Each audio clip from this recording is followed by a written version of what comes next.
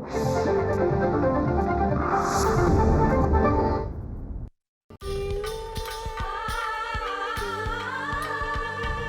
रात्र वणव्याची, ही रात्र तेजाची, ही रात्र वणव्याची, ही रात्र तेजाची. उठा पेटवा ग सारेच फलिते, नका घाबरू ग पाहून जळीते. उजेडाची आस, प्रकाशाचा ध्यास, ही रात्र वणव्याची, ही रात्र तेजाची.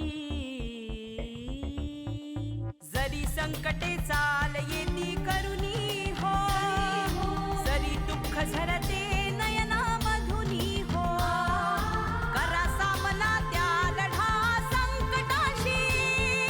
बदलेल सारे पुन्हा तूच उरशी हो. ही रात्र वणव्याची, ही रात्र तेजाची.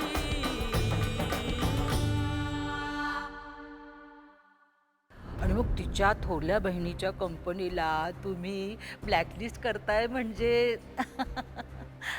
तू तू हिंदूराव आला होता ना, तेव्हा कशी त्याची मगरुरीची भाषा होती,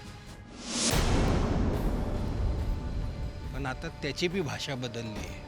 तुला सांगतो, शेपूट घातलेल्या कुत्र्यासारखी अवस्था झाली आहे त्याची.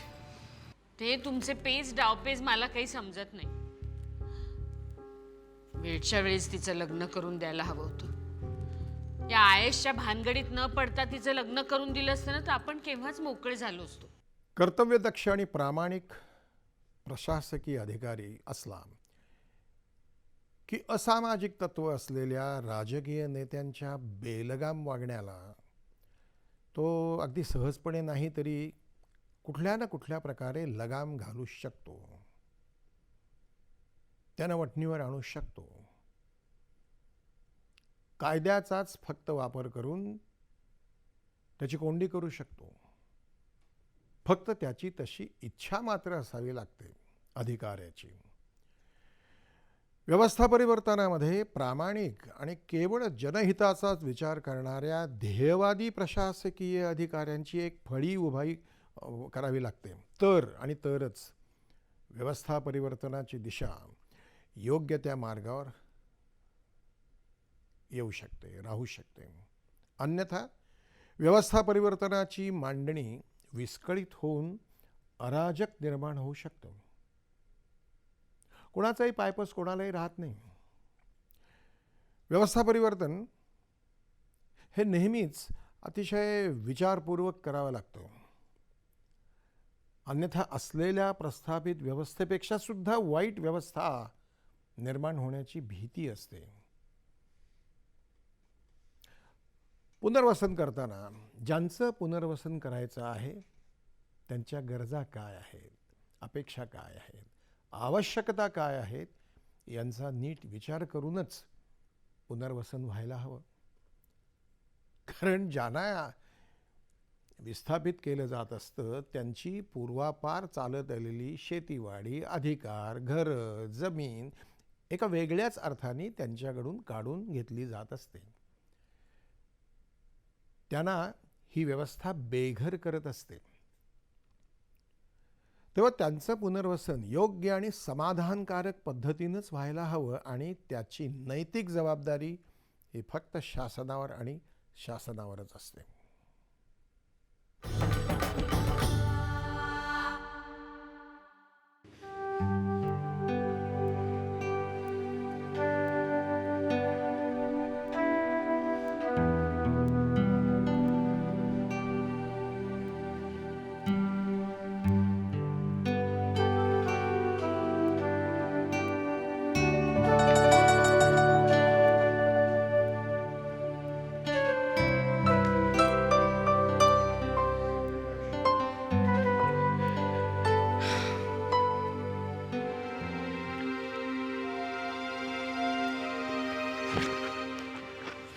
आकांक्षा, आपण दोघेही अंजलीला भेटायला जाणार होतो, पण काही कामामुळे मला जमलं नाही. पण तू तिला भेटून दिलगिरी व्यक्त केली. अर्थात मीही फोनवर तिची माफी मागितली. माझ्या मनावरचं ओझं जरा कमी झालं. माझ्याविषयीची त्यांच्या मनातली कटुताही कमी झाली असेल. तुझ्याविषयी तिच्या मनात अजिबात कटुता राहिली नसेल. अंजू खूप समजूतदार आहे. तिला नात्यांमधले बारकावे अचूक समजतात.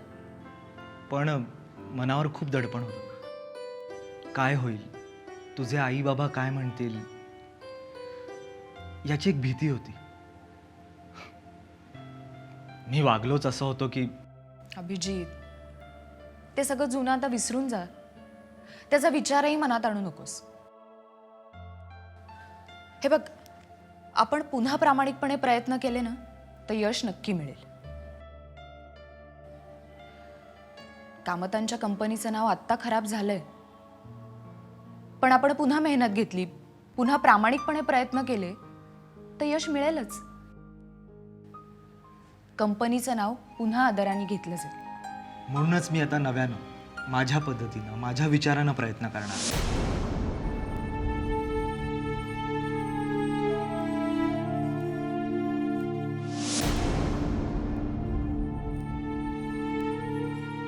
त्या कामगाराच्या अपघाताच्या प्रकरणानं फारच त्रास झालाय. आता काय झालं? फारसं काही झालेलं नाही.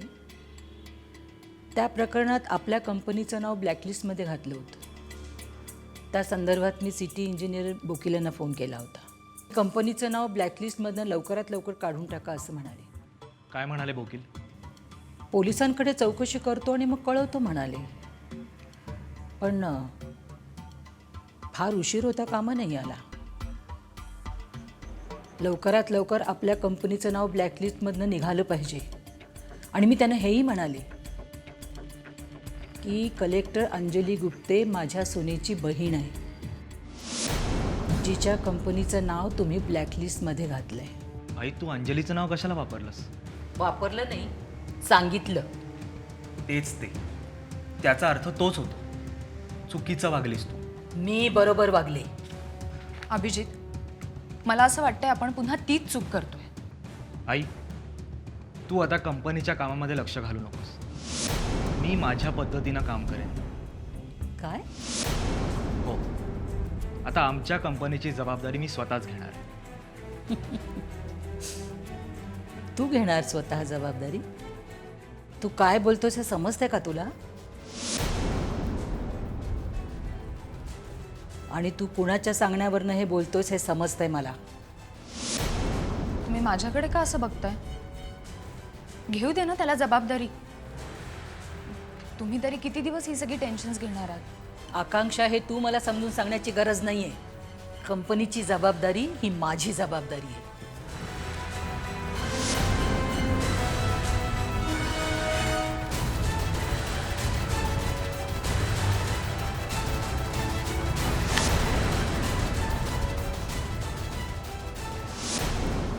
कान्हे नावाचं एक छोटंसं गाव आहे. त्याच्याच आसपास पुनर्वसनासाठी जागा बघायला जाणार आहोत. But when? अंजली गुप्ते सांगणार आहे कधी जायचं ते. But you'll be going with her. नाही नाही, माझा मी जाणार आहे. तिकडे जाणार, सगळ्या जागा बघणार. त्यातली जर एखादी जागा आवडली तर मग पुनर्वसनाचा पक्का आराखडा करून देणार त्यांना. पण हे सगळं ते माझ्या मनाप्रमाणे वागले तर, त्या अधिकाऱ्यांनी जर इंटरफिअर केलं तर मी काही पुढे जाणार नाही. Definitely. You will be doing Anjali Gupta a good deed. और अगर कुछ अच्छा काम करोगे तो दिल को समाधान पहुंचेगा ही ना. बघूया पुढे काय होते ते. मी माझ्या बाजूने जास्तीत जास्ती प्रयत्न करणार आहे. One more thing. काय नटवरलाल ने अग्रवाल साहब को बुलाया है. काय अग्रवाल साहब ने बताया मुझे. कशासाठी? उन्होंने ये कहा है कि जनहित में उनके विरुद्ध कुछ न लिखा जाए. और उन्होंने ये भी धमकी दी है कि वो प्रेस जला देंगे. Oh my. मग अग्रवाल साहेब काय म्हणाले? साहब ने ये स्टैंड लिया कि वी आर टोटली इम्पार्शियल.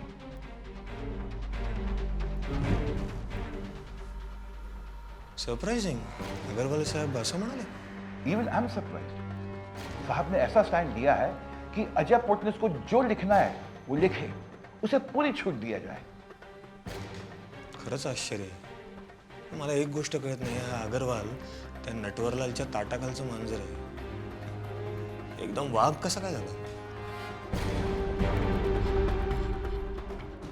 मुझे भी नहीं मालूम है, लेकिन ऐसा लगता है कि जिस तरीके से हम खबर छाप रहे हैं, आजकल पेपर खूब बिक रहे हैं और इसी कारण हमें प्राइवेट जाहिरात काफ़ी मिल रहे हैं और सरकारी जाहिरात पे हमें निर्भर नहीं रहना पड़ रहा है. पण तरीही शोध घ्यायला हवा. हे प्रकरण इतकं साधं सोपं असेल असं वाटत नाही मला. Yes, but now you have got the freedom to write what you want. Yes, thank you uncle.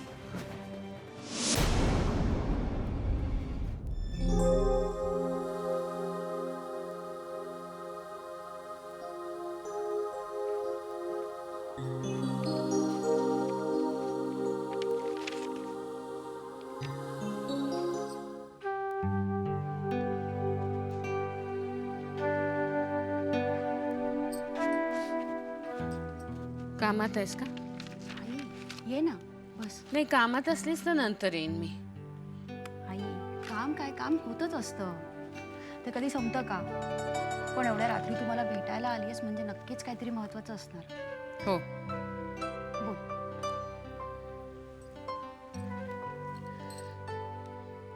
तुझे बाबा म्हणतायत नांदगावला परत जाऊया म्हणून. का ग? त्यांना घरची खूप आठवण येते म्हणतात. मलाही वाटतं आता आम्ही परत जावं. तसं इथे येऊन बरेच दिवस झाले. अगं पण नांदगावात जाण्याची गरजच काय? राहू दे ना ते घर बंद. अगं असं कसं? सगळं आयुष्य गेलं आमचं त्या घरामध्ये. आणि तुझं काय? आज इथे तर उद्या तिथे. आम्हाला आमच्या घरातच आम्हाला बरं वाटेल. खरं तर या आधीच जाणार होतो, पण तुझ्या लग्नाचा विचार चालला होता ना, म्हणून थांबलो होतो.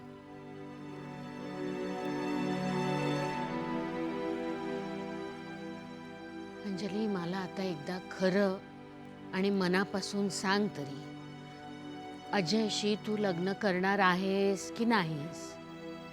आई नाही, मला ना आता कुठलाही युक्तिवाद ऐकायचा नाही. मला ती इच्छाही नाही आणि शक्ती नाही राहिली. आता मला शब्दांचे खेळ नको वाटतात. मला फक्त सांग स्पष्टपणे, हो की नाही? आई अगं मी असं एकदम हो किंवा नाही असं कसं सांगू शकेन?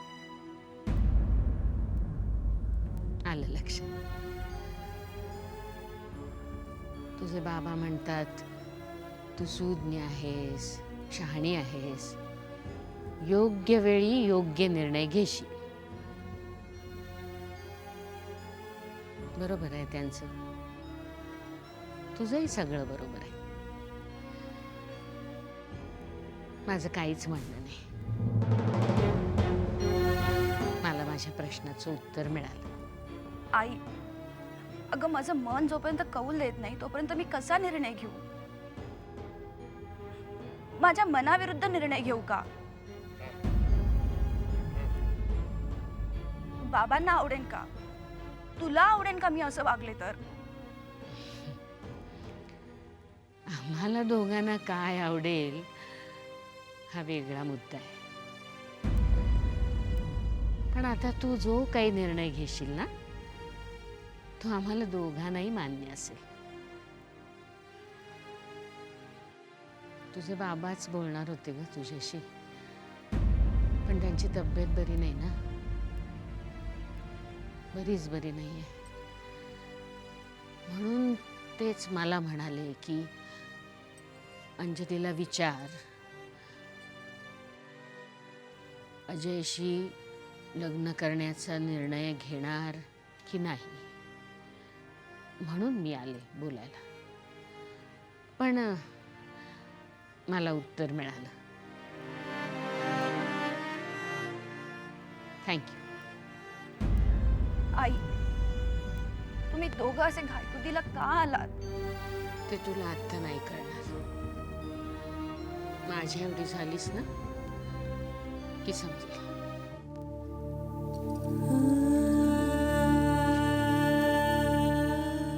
Good night.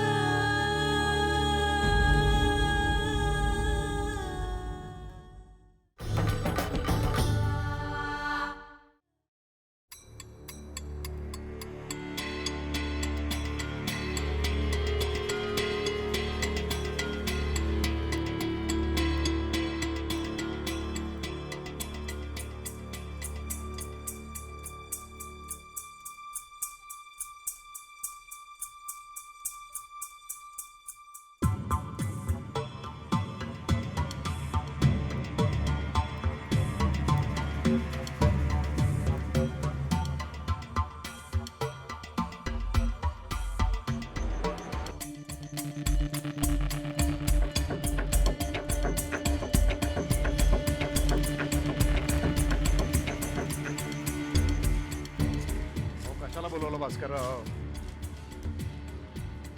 काय इंदूराव, एवढे मोठे अधिकारी तुम्ही, खात्यात सगळ्यांची टरकते तुम्हाला, आणि तुम्ही त्या इरप्पापर्यंत पोचू शकत नाही.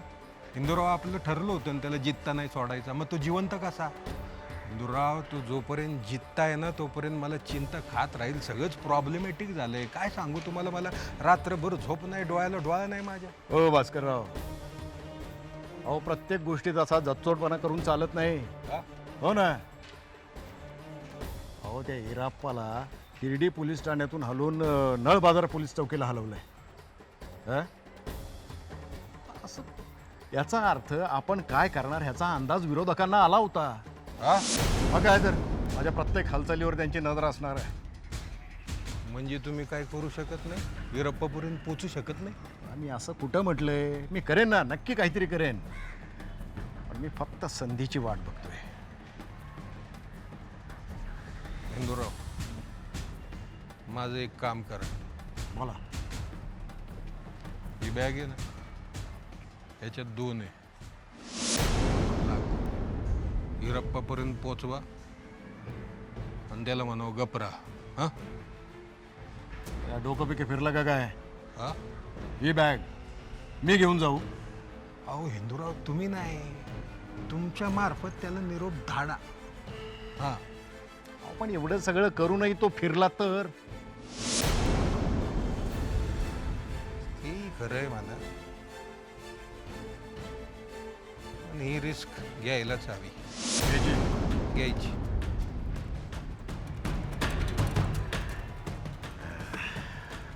येतो मी. हो. पण करा तेवढं.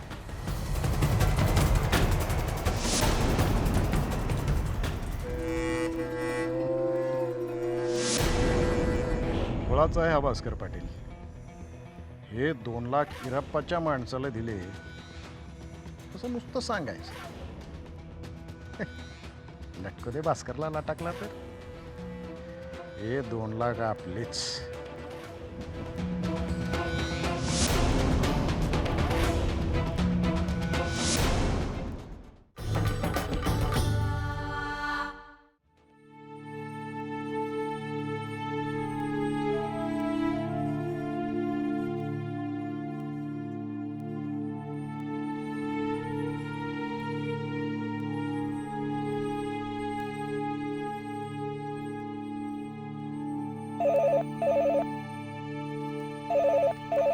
हॅलो. हॅलो अजय, अंजली बोल. हां अंजली बोल. मी तुला सॉरी म्हणण्यासाठी फोन केला. अरे काल तलाठ्याकडे उशीर झाला. कागदपत्र सापडत नव्हती आणि ती शोधण्यामध्ये फारच वेळ गेला रे. त्यामुळे आय एम एक्स्ट्रीमली सॉरी. अरे नो प्रॉब्लेम ॲट ऑल.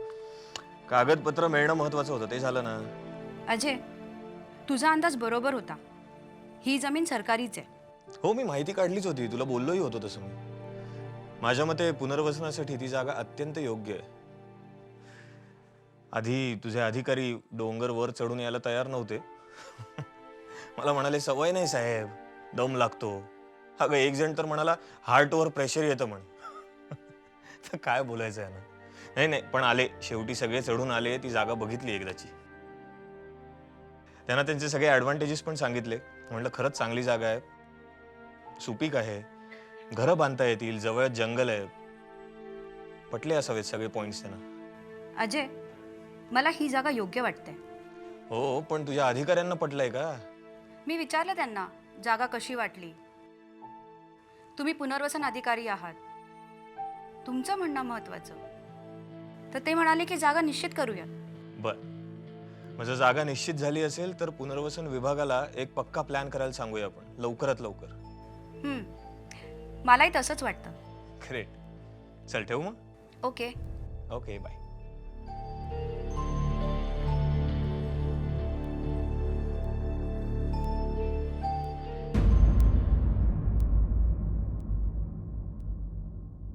देशाला स्वातंत्र्य मिळून 6 दशकांपेक्षा अधिक काळ लोटला, पण अजूनही आपण म्हणावी तशी प्रगती करू शकलेलो नाही, हे सत्य आहे. मान्य आहे की आपले काही प्रश्न आहेत. लोकसंख्येचा प्रश्न आहे, देशाचं खंडप्राय असं स्वरूप, आकारमान, सगळं मान्य आहे. पण या मुद्द्यांपेक्षा आणखी एक गोष्ट आपल्या प्रगतीला खीळ घालत असते. ती गोष्ट म्हणजे आपली लोकसमूहाची इच्छाशक्ती. ठेविले अनंते तैसेची राहावे, चित्ती असो द्यावे समाधान. ही वृत्ती का बळावली वगैरे वगैरे गोष्टींचा आता उहापोह करून, चर्चा करून काहीही उपयोग होणार नाही. ही देववादी वृत्ती आपण सोडायला हवी आणि प्रयत्नवादी वृत्ती जोपासायला हवी. अन्यथा केवळ शासन काहीही करू शकणार नाही. विवेकानंदांसारख्या योद्धा संन्याशांनी हेच सांगितलेलं आहे की उत्तिष्ठ जागृत. खरोखरच आजची ही काळाची गरज आहे. व्यवस्था परिवर्तनात मानसिक परिवर्तन, समूहाचं मानसिक परिवर्तन ही अत्यावश्यक गोष्ट असते. हे आपल्या सगळ्यांना जाणवायला हवं, आतपर्यंत पोचायला हवं, इथपर्यंत पोचायला हवं. दोघांकडनं संमती आहे हे एकमेकांना माहिती, पण अजय आणि अंजली यांच्याकडनं आधी होकार यायला हवा ना.